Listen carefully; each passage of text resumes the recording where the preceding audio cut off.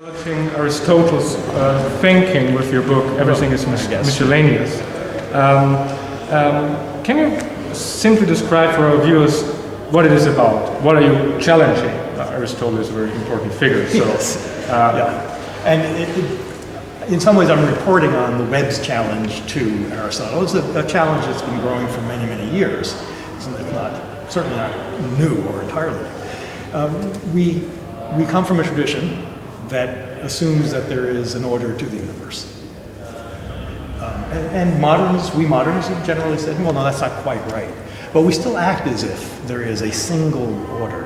And it turns out that that idea comes from the way that we order physical things, that everything has to be in a single place. It can only be in one place. And we've managed in our culture to assume that that's true of ideas as well.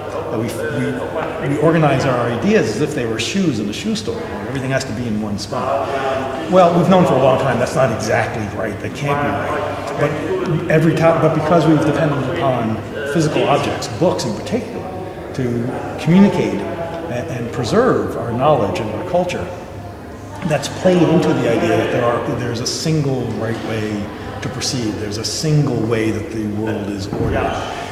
Now that we can go online and we can search and organize instantly on the fly, depending upon what our interests are, we see that in fact how we take the world, how we organize it, how we fit the pieces together depends upon what our interests are, what we're trying to do.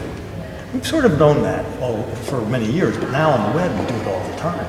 You take a world of information, ideas, and cultural stuff, and you sort through it this way, and then you sort through it that way. You pull things together based upon how they're alike here and how they're alike there, depending upon what you're trying to do.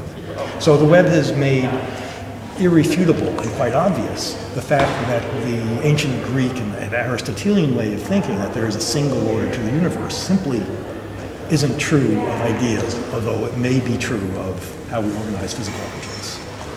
But still we live in a world consists, apart from quantum theory, of atoms and of power structure that is quite severe and quite real. And if everybody who's on the internet can create his own structure on the web, his own way of ordering their knowledge or the way how he or she perceives the world, how will it match with the one order that is real, and where will be the conflicts? Or take, say, those two ways have to meet somehow in the physical world. So in the physical world we have the old challenges that we've gotten very, very good at it, figuring out how to organize things so that they best work for, and we have to make those decisions. Of course we do. One of the most exciting things online that we've been doing ever since the very beginning of the web is helping each other find what's interesting and important. We've been doing this forever through your email inbox. Undoubtedly is full of messages from other people, some of them commercial, spam, but some of them from friends saying, I just found this fantastic article, or this will really make you laugh, and they then point you at something. The internet, the web from the beginning has been a recommendation engine. In fact, the whole notion of a link is that I'm going to write a page, and I'm going to put in a link to another page, and I'm going to recommend it to you and tell you why, or tell you to stay away because I think it's wrong, but I'm going to direct your attention. That's what the web is built to do, and we're doing this we're getting better and better at using our social networks, the people that we know, the people we respect, as a way of finding what's interesting and understanding what's important. How many ways of ordering knowledge are there? We know that there is no single one, so it must be more. How many are?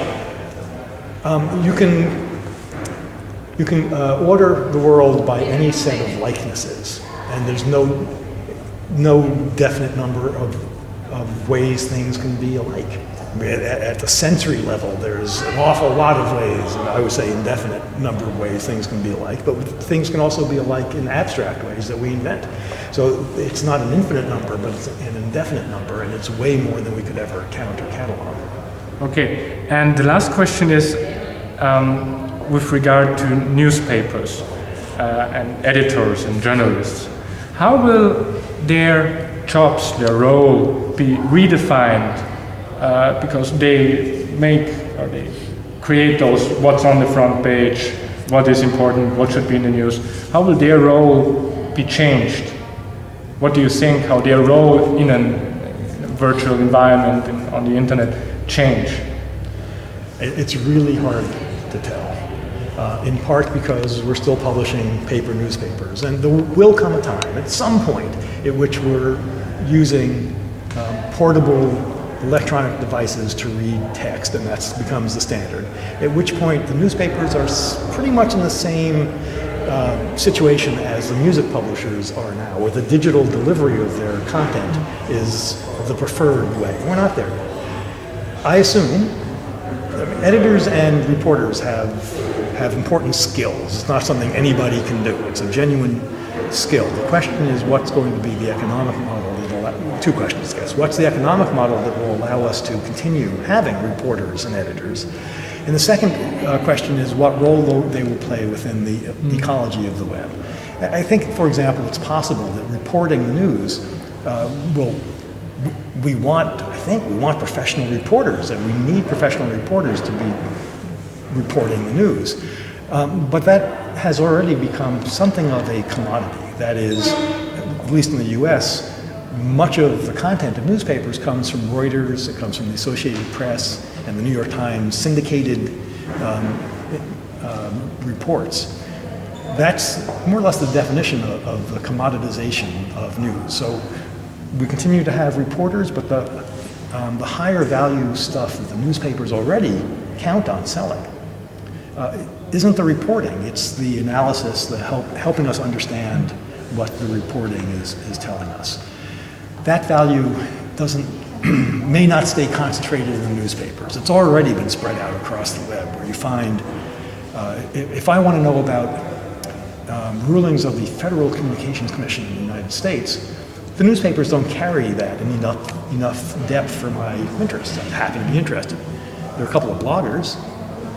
One's a law professor, highly qualified. Another is an industry expert.